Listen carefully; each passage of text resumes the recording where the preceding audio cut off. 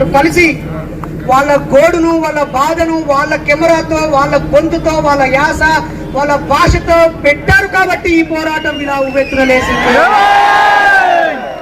ఈరోజు చాలా మంది గిరిజన ప్రాంత యువత అనగానే రకరకాల చెడ్డ అలవాట్లకో, గంజాయికో, మద్యానికో బానిసలయ్యారని తప్పుడు ప్రచారం చేస్తున్నారు. అలాంటి వాళ్ళందరికీ చెప్పు దెబ్బగా పోరాట బిడ్డలుగా ఇక్కడికి వచ్చారు. నేను ఒక తెలంగాణ పోరాట బిడ్డగా, ఉస్మానియా యూనివర్సిటీ బిడ్డగా, సామాజిక ఉద్యమాల్లో పాల్గొనే ఒక సామాజిక కార్యకర్తగా, సోషల్ మీడియా చేస్తున్న విప్లవానికి మద్దతుగా నేను ఇక్కడికి వచ్చాను తప్ప నాకు 3 రోజుల క్రితం పెట్టిన ధృవ మరియు వెంకటరమణ వీళ్ళు పెట్టిన వీడియో చూసి ఇది చాలా అర్థవంతమైంది కదా, దీని గురించి కేవలం గిరిజన ప్రాంతంలో ఉన్న వాళ్ళు మాత్రమే కాదు, మైదాన ప్రాంతంలో ఉన్న బుద్ధిజీవులు కూడా మాట్లాడాలి, మద్దతు ఇవ్వాలి కదా అని నేను మొదటగా పోస్ట్ పెట్టడం జరిగింది. గిరిజనులు మాట్లాడడమో లేదా ఈ గిరిజనుల పేరుతో ఏర్పడ్డ ఐటీడీఏ మనందరి పైసలు తీసుకొని జీతాలు తీసుకునే అధికారులు మాట్లాడడమో కాదు, ఈ గిరిజనుల మీ దగ్గర నుంచి స్ఫూర్తిని పొందిన మైదాన ప్రాంత గిరిజనేతరులు కూడా దీనికి మద్దతు ఇవ్వాలి. ఆయా పువ్వుల మీద వాలిన తేనెటీగలు ఒక్కొక్క చుక్కను తన కాళ్లకు అంటుకొని తమ భవిష్యత్తు బిడ్డల కోసము చిన్న తేనె చెట్టు కట్టుకొని అందులో ఆ తేనెను దాచుకొని తన బిడ్డకి ప్రసవించి దాన్ని కాపాడడం కోసం ఒక అందమైన తేనె చెట్టును, మధురమైన తీపిని అక్కడ పెడితే ఎక్కడి నుంచో వచ్చినటువంటి రాబందులు, గద్దలు, దోపిడీదారులు రాయితో ఆ తేనె చెట్టును కొట్టాలనుకున్నారు. కానీ ఆ తేనెటీగలు పువ్వుల మకరందాలనే కాదు, తన నొదుట ఉన్నటువంటి ముళ్ళును కూడా ఉపయోగించి ఆ దోపిడీదారులను చలిచీమలు ఏకమైనట్టుగానే తేనెటీగల దాడికి తప్పు చేసే వాళ్ళందరూ గురికాక తప్పదు. శ్రీకాకుళ రైతాంగ పోరాటం తర్వాత ఏర్పడిన మీ బతుకుల్లో వెలుగులు నింపడం కోసం ఏర్పడిన ఈ ఐటీడీఏలు ఇంకా వెలుగులు నింపలేదు. కానీ ఎక్కడి నుంచో వచ్చిన కొండమ్మ మాత్రం ఏడని నీళ్లు కట్టిందట. ఆమెది ఇక్కడి భాష కాదు, ఇక్కడి బతుకు కాదు, ఇక్కడి మెతుకు కాదు, ఇక్కడి బతుకులో భాగం కాకుండానే ఆమె ఏడుగులు కట్టగలిగింది. మరి తాత ముత్తాతల నుంచి ఇక్కడే పుట్టి ఆకాశంలో ఎగురుతున్న పక్షిని కొట్టగలిగిన, తనకంటే వేగంగా పరిగెత్తే పులులను వేటాడగలిగిన, మదించిన ఏనుగును కూడా బంధించిన ఈ వీరులు ఇంకా ఎందుకు తినడానికి తిండి, కట్టుకోవడానికి బట్ట, ఉండడానికి ఇల్లు లేదు? ఇంకా ఎంతకాలం ఈ ఐటీడీఏల మీదనే ఆధారపడాలి? ఇంకా ఎంతకాలం ఆయా ప్రాంతాల్లోంచి, మైదాన ప్రాంతాల్లో నుంచి వచ్చిన ప్రజాప్రతినిధులు చెప్పు చేతుల్లో ఉండే నాయకుల చేతుల్లో మోసపోవాలి? అందుకే ఈరోజు ఇన్ఫ్లుయెన్సర్స్ అందరూ కేవలం గొట్టం చేతులు పట్టుకున్నాం కాదు బిడ్డ, మా గొంతు, మా బతుకులు సమాజానికి చూపిస్తున్నాం. ఈరోజు ఏ ఒక్క వ్యక్తి కూడా, ఇన్ఫ్లుయెన్సర్స్ ఏ ఒక్కరు కూడా కెమెరా వెనకాలుండి ఇక్కడి బతుకులు చూపిస్తున్నారు.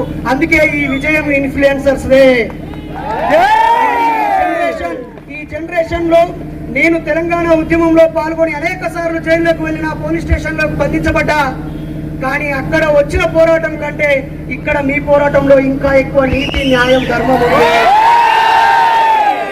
ఒకవేళ ఈ మైదాన ప్రాంతానికి ఎవరైనా, మైదాన ప్రాంతం వాళ్ళు ఈ గిరిజన ప్రాంతానికి ఎవరైనా వస్తే మేము 2 చేతులు చాచి ఆహ్వానిస్తాం. మీరు అతిథులే కానీ హక్కుదారులు కాదు, ఖబర్దార్ బిడ్డ. మీరొస్తే తేనెనిస్తారు, మీరొస్తే ఆతిథ్యం ఇస్తారు, పండ్లు ఫలాలు, కాలుష్యం గాని గాలి, నీళ్లు మీకు ఇస్తారు. కానీ ఇక్కడి ప్రజల బతుకుల పొట్టలు కొడితే బిడ్డ, మిమ్మల్ని కొట్టడం వీళ్ళకు పెద్ద పని కాదు. ఏనుగును బంధించిన వాళ్ళు, చిరుతలను తరిమి కొట్టిన వాళ్ళు, క్రూర మృగాలతో కూడా స్నేహం చేసి ఈ పచ్చని ప్రకృతిని కాపాడుతున్న ఈ బిడ్డల బతుకుల్లో జీవో నంబర్ 3ను రద్దు చేయడము, అలాగే 1/71 చట్టాన్ని నిర్వీర్యం చేయడం అనేది చాలా సిగ్గుచేటు. నేను ఒక వీడియో పెట్టిన తర్వాత చాలా మంది మైదాన ప్రాంత ప్రజలు నాకు ఫోన్ చేసి నీకు దీనికి ఏం సంబంధం అని అడిగారు. అయ్యా, నేను ఫస్ట్ మనిషిని, నేను ఫస్ట్ భారతీయుని. అలాగే సుప్రీంకోర్టు ఒక తీర్పునిచ్చింది అంటున్నారు. అత్యున్నత న్యాయస్థానం సుప్రీంకోర్టే, దాన్ని గౌరవించాల్సింది మనమే. కానీ గుర్తుపెట్టుకోండి, మొట్టమొదటి రాజ్యాంగ సవరణ జరిగింది ఎందుకో తెలుసా మీ అందరికీ? చట్టం ముందు అందరూ సమానమేని చట్టం ముందు అందరూ సమానమే అని, గిరిజనులు, గిరిజనేతరులు, బీసీలు, ఎస్సీలు, ఎస్టీలు చెల్లవని చంపకం దొరై రాజన్ అనే ఆవిడ అక్కడ తమిళనాడులో ఒక కేసు పెట్టి ఆ యొక్క బీసీలకి డాక్టర్ సీట్ ఇచ్చారు. నేను పెద్ద కులంలో పుట్టడమే తప్ప చట్టం ముందు అందరూ సమానమే కదా, మరి నా బిడ్డకి ఇవ్వకుండా నాకంటే ఒక మార్కు తక్కువ వచ్చినటువంటి బీసీ బిడ్డకు ఎలా ఇచ్చారని ఆ తల్లి కేసు వేస్తే అక్కడి హైకోర్టు ఇది చట్టం ముందు సమానమే కాబట్టి ఆర్టికల్ 14 ప్రకారంగా ఆయన లింగము, ప్రాంతము, భేదం ఉండొద్దని చెప్పి నోటికాడు బుక్కను తీసేస్తే, గుర్తుపెట్టుకోండి, నోటికాడి బుక్కను తీసేసి చట్టం ముందు అందరూ సమానమైన సుప్రీంకోర్టు దాకా వెళ్లి గెలిస్తే అక్కడ పెరియార్ వి రామస్వామి బాబాసాహెబ్ దోస్త్ ఒక పిలుపునిచ్చాడు. చట్టం ముందు సమానం కాదు, సమానం కావడం కోసం చట్టము అని చెప్పాడు. కావడం కోసం చట్టం పనిచేయాలి. ఎప్పుడో సాహు మహారాజు పోరాటంతో తన రాజ్యంలో రిజర్వేషన్లు ఇచ్చాడు. అలాగే జస్టిస్ పార్టీ తీర్మానంతో తమిళనాడులో బీసీలకి, ఎస్సీలకి, ఎస్టీలకి రిజర్వేషన్లు వచ్చాయి. ఆ తర్వాత ఈ భారతదేశంలో బాబాసాహెబ్ అంబేద్కర్ ఆర్టికల్ 340, 41, 42 పేర్లతో ఎస్సీలకి, ఎస్టీలకి, బీసీలకి వాళ్ళ జీవితాల్లో ఆర్థికంగా, విద్యాపరంగా, సామాజికంగా ఎదగడం కోసం రిజర్వేషన్లు ఇచ్చారు. కానీ ఈ చట్టం ముందు సమానం అనే ఒక అంశం వల్ల, చట్టం ముందు సమానం అనే అంశం వల్ల మా నోటికాడు బుక్క పోతుందని ఆయన పోరాటం చేస్తే మొట్టమొదటి రాజ్యాంగ సవరణ జరిగి చట్టం ముందు సమానం కాదు, వాళ్ళ హక్కుల కోసము ఈ చట్టాన్ని సవరించాలని మొట్టమొదటి రాజ్యాంగ సవరణ జరిగింది మిత్రులారా. కాబట్టి ఈ రోజు గిరిజన ప్రాంతం అంటేనే చాలా మందికి ఈ ప్రకృతి అందాలు గుర్తుకు రావాలి, ఇక్కడికి వచ్చి 4 రోజులు సేద తీరిపోవడానికి గుర్తుకు రావాలి, లేదా రకరకాల విషయాల్లో కాస్త వెనుకబడి ఉంటే ముందున్న వాడు కడుపు నిండిన వాడే కడుపు ఎండిన వాడికి అండగా నిలబడాలి. ఈ రోజు ఈ ప్రాంతంలో చదువుకున్న వాళ్ళు నేను కోపంగా ఒక మాట అంటున్నాను, మీకు బుద్ధి ఉందా అని అడుగుతున్నాను. ఉద్యోగం చేస్తున్న వాళ్ళు మీకు బుద్ధి ఉందా అని అడుగుతున్నాను. ఇక్కడ కాయ కష్టం చేసే బిడ్డలందరూ వీడికి వచ్చారు పోరాటం చేయడానికి. మరి జీవో నంబర్ 3 రద్దవుతున్న రోజు నుంచి వెళ్ళి ఆ పేరుతోనే ఉద్యోగం పొందిన వాళ్ళందరూ ముందుకున్నారు. కొంతమంది ఇక్కడ టీటీఎఫ్ నాయకులు వచ్చారు, నాయకులు వచ్చారు, చైతన్యం ఉన్న వాళ్ళు లీవ్ పెట్టుకొని వచ్చారు. వాళ్ళందరినీ రేపొద్దున నోటీసులు ఇవ్వడానికి ఇక్కడ సీసీ మన కంటెంట్ కెమెరాలే కాదు, ఆ యొక్క ప్రభుత్వం యొక్క గూఢాచారి కెమెరాలు కూడా ఇక్కడ కనిపిస్తున్నాయి.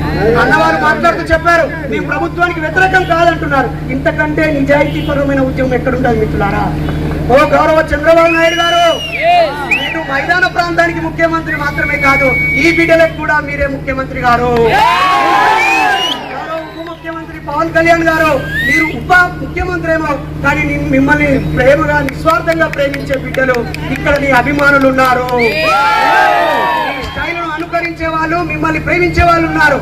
మరి ఇదే ప్రాంతంలో ఈ పోరాటానికి వైఎస్ఆర్ సిపి నుంచి ఎంపీగా, ఎమ్మెల్యే గెలిచిన మాకు ఓట్లేసిన బిడ్డల గొంతు వినిపించడం కోసం ఇక్కడ ఒక ఎంపీ గారు, ఒక ఎమ్మెల్యే గారు సాధారణ పౌరులాగా వచ్చి నిలబడ్డారు. ఇది కంటెంట్ క్రియేటర్స్ యొక్క విజయము. మన నాయకుడు చెప్పాడు, మొత్తం ప్రాంతానికి తల్లి లాంటిది ఇక్కడ ఉన్న జిల్లా కలెక్టర్, తండ్రి లాంటిది ఇక్కడ జిల్లా కలెక్టర్.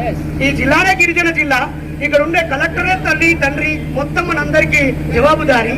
తాను ఇంత పెద్ద ప్రజలు ఇక్కడికి వస్తే తాను ఇంకో చోటికి వెళ్ళడం అనేది నిజంగా ఇది మనం రిక్వెస్ట్ చేద్దాం, డిమాండ్ కాదు. మనం ఏం రిక్వెస్ట్ చేద్దాం, మా గోడు వినడం కోసం మా మధ్యలో వచ్చిన వాళ్ళే మా వాళ్ళు.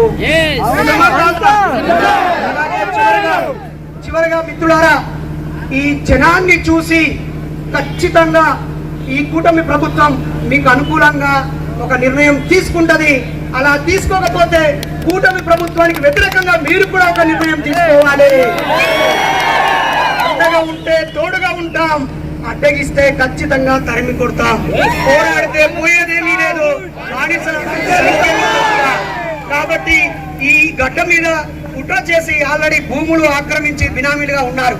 నాకు మిత్రుడు అరకు వెళ్తే, రిసార్ట్ కి వెళ్తే ఈ 9 ఎకరాలు నీకెక్కడదే, నువ్వు రెడ్డి కదనే అంటే ఏమన్నా వేరేటోని పేరు మీద పెట్టి తీసుకున్నా అని చెప్పి. సో మేము మధ్యాహ్న ప్రాంత ప్రజలుగా, మైదాన ప్రాంత ప్రజలుగా, నాన్ ట్రైబల్ గా, ఒక బీసీ బిడ్డగా మీ ఉద్యమానికి పూర్తిగా మద్దతునిస్తున్నాం. మైదాన ప్రాంతంలో జరిగే ప్రాంత పోరాటాల్లో కూడా మేము తోడుగా ఉంటాం. రాజ్యాంగాన్ని గౌరవిస్తాం, శాంతి మార్గంలోనే నడుస్తాం. ఎవరినో విమర్శించడం, అవమానించడం, కించపరచడం, ఉద్రేకాన్ని రేకెత్తించడం, శాంతి భద్రతలు దెబ్బతీయడం వెంట్రుకంతా కూడా మాకు ఇష్టం లేదు. మేము హింసను నమ్ముకున్న వాళ్ళు అమరులు అయిపోయారు. మేము అమరులం కాము, విజేతలం అవుతాము.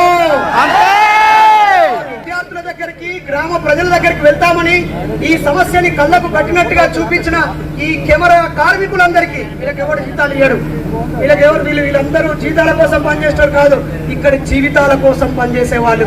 కాబట్టి మీడియా, మెయిన్ స్ట్రీమ్ మీడియా, పత్రికలు, మీడియా చాలా పార్టీలు, చాలా కొద్ది కులాల చేతిలో బందీ అయిపోయాయి. కాబట్టి సోషల్ మీడియా ఈ ప్రజా సమస్యలు ఎత్తుకున్నందుకు అభినందనలు తెలియజేస్తూ, ఈ పోరాటంలో మమ్మల్ని భాగస్వామ్యం చేసినందుకు మీకు కృతజ్ఞతలు తెలియజేస్తూ, ఒక ఉపన్యాసకుడిగా, సోషల్ యాక్టివిస్ట్ గా, రాజ్యాంగం పైన అవగాహన వ్యక్తిగా, మీ తమ్ముడిగా మేమందరం తోడుగా ఉంటామని, మీ వెనకాల ఉస్మానియా యూనివర్సిటీ ఉంటది, తెలంగాణ పోరాట బిడ్డలు ఉంటారు, రాజ్యాంగం చేతబట్టిన అంబేద్కర్ వారసులు మీతో ఉంటారు, వీర్సా ముండా వారసులు ఉంటారు, కొమరం భీం వారసులు ఉంటారు, దొడ్డి కొమరయ్య వారసులు ఉంటారని తెలియజేస్తూ నన్ను భాగస్వామ్యం చేసినందుకు మరోసారి జై భీమ్, జై ఇన్సాన్.